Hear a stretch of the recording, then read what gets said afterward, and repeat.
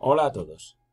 Dentro del recorrido que estamos haciendo por la pintura barroca, una vez que hemos visto a la escuela valenciana de Ribalta y Ribera, que como ya dijimos acabó siendo un pintor casi más italiano que español, nuestro mayor caravagista, y también habiendo visto prácticamente ya Velázquez, nos vamos a centrar en un contemporáneo de Velázquez que ha sido revalorizado después de un largo olvido desde hace unas décadas para acá, que es Francisco Zurbarán, o Francisco de Zurbarán, que por las fechas, como veis, pues es de la misma generación que nuestro gran pintor y además también estuvo como Velázquez parte de su vida en Sevilla. En el caso de Zurbarán, no siendo de Sevilla, estuvo más que Velázquez, porque realmente, aparte de su formación, luego se pasó buena parte de su trayectoria como artista allí.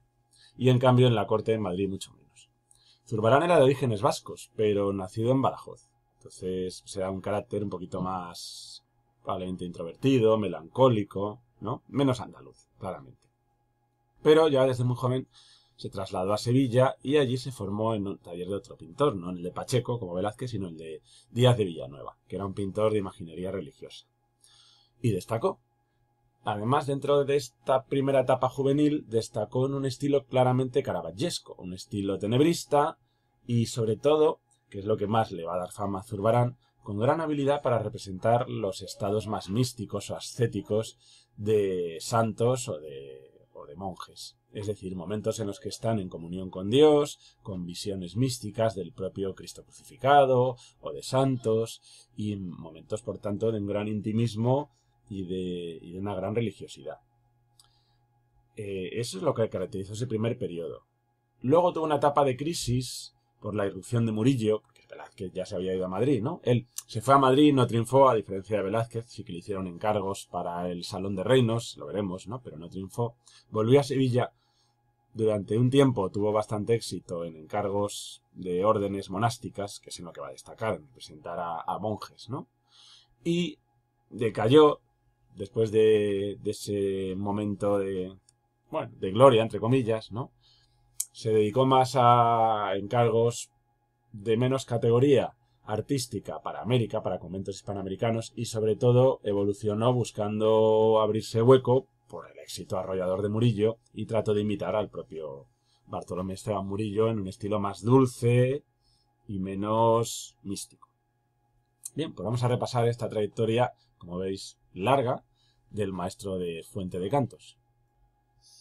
Bien, pocos pintores han representado con la misma calidad que Zurbarán a los monjes, a sus estados, os decía, místicos o ascéticos, sus momentos de recogimiento, de rezo, de comunión con Dios. También pocos han sido tan hábiles como él en representar matéricamente a dichos monjes, sus hábitos, sus expresiones de felicidad o recogimiento religioso o de asombro, ¿no?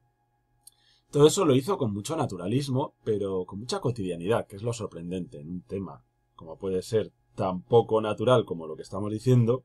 Él sabe darle un aspecto de algo más cotidiano, no teatral ni impostado, sino hasta cierto punto natural, ¿no? Y eso sí, con un gran espíritu religioso. En esta formación que tuvo en Sevilla adoptó el tenebrismo de Caravaggio, pero siempre un poco dulcificado, ¿no? No tan crudo como era en el maestro italiano. Y en general, por ello, pues son sus cuadros de primeros planos, de figuras sin demasiada profundidad. Los fondos son bastante oscuros y neutros, no suele poner paisajes, ¿verdad? Y suelen ser figuras en general en pocos planos, más bien en un primer plano, os decía, y alineadas. Eso hace que como creador de composiciones pictóricas no sea nada hábil, es bastante sencillote, ¿no? Zurbarán, en lo que destaca muchísimo es en la calidad, os decía, en representar las caras, los pliegues, los mantos, los hábitos, las manos, la expresividad, la vida en la mirada, ¿no? Y luego el recogimiento religioso. En eso es sobresaliente. Y eso hizo que tanto los franciscanos como los dominicos o los cartujos, ¿verdad? O los monjes mercedarios, pues le encargaran obras, series de cuadros sobre milagros y santos que son los que le dieron gran fama durante este periodo que iría más o menos desde 1628 hasta la década de 1640, pasando en medio por unos años en Madrid. Entonces, de esas series destacan sobre todo las del convento de la Merced, en Sevilla, en la que hace varias visiones y milagros del santo San Pedro Nolasco, o sobre todo la del monasterio de Guadalupe, en Extremadura, que es quizás su cumbre, ¿no? Y también no olvidemos la Cartuja de Jerez.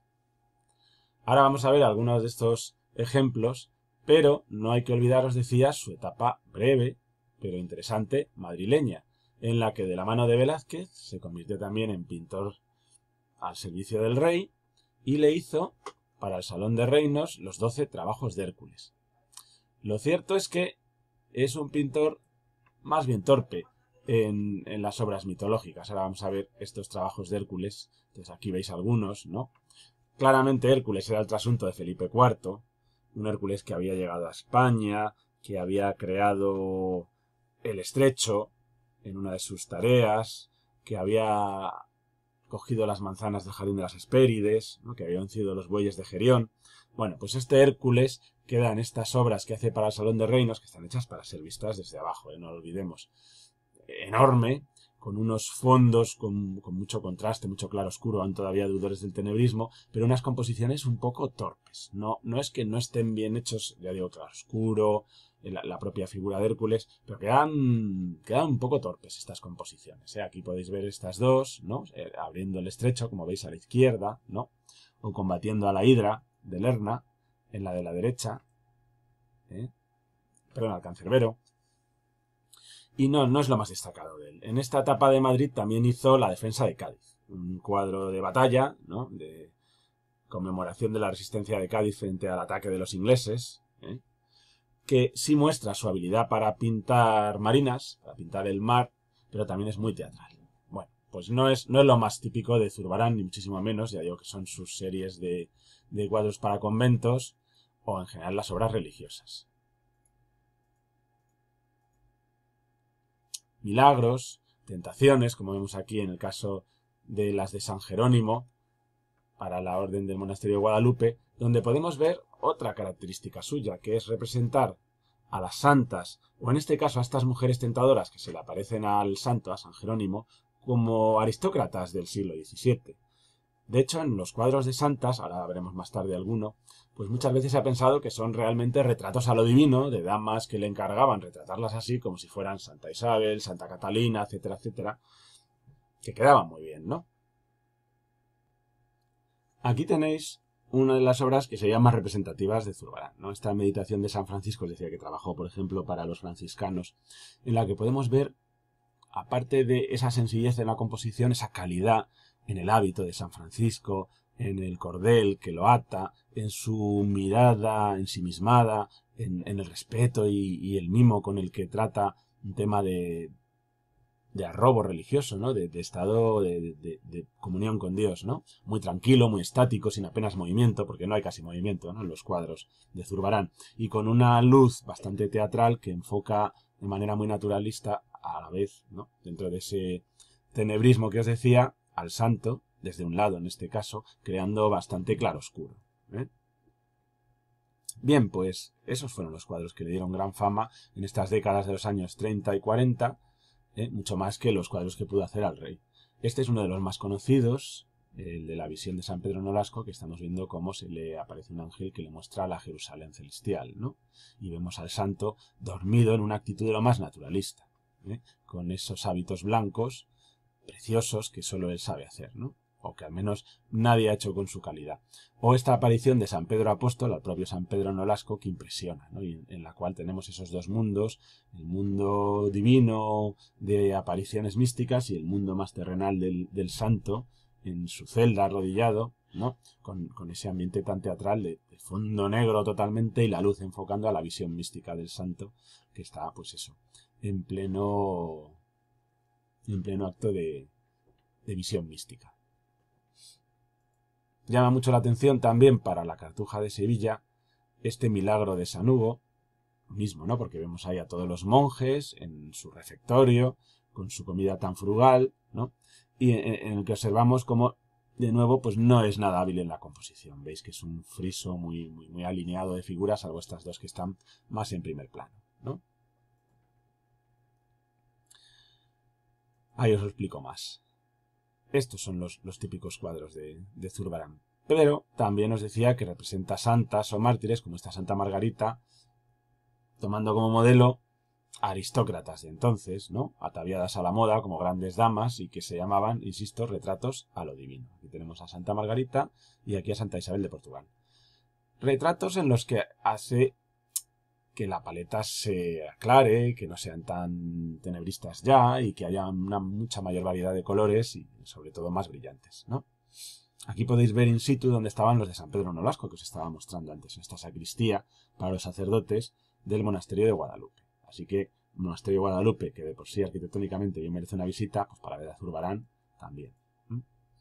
A partir del año 40 decayó como pintor, se dedicó a hacer encargos, os decía, para América, muchas veces ayudado por discípulos y con poca calidad artística, y trató de dar un giro a su trayectoria y retomar un poquito la fama, imitando a Murillo en sus últimos 15-20 años, con escenas de la Virgen o de santos muy dulces, más coloridas, menos del tenebrismo, ¿no? Imitando descaradamente a Murillo en algunas, como estas Inmaculadas, pero que carecen de la gracia y de la belleza, sin ser ni mucho menos malas, ojo, que les daba Murillo. Y otro aspecto en el que sí que destacó es como autor de bodegones, de naturalezas muertas. Tenía un precedente muy bueno que era un monje lego llamado Sánchez Cotán, cartujo.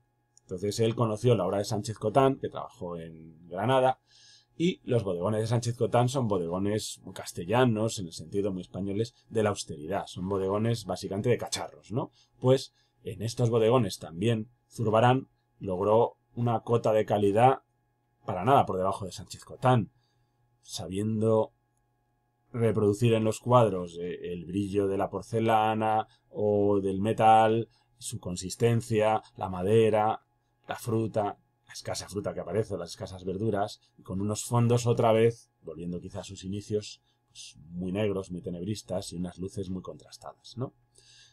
Eso le hizo muy interesante al cubismo, porque claro, son obras en las que predomina la geometría de estos cacharros, ¿no? De esta loza.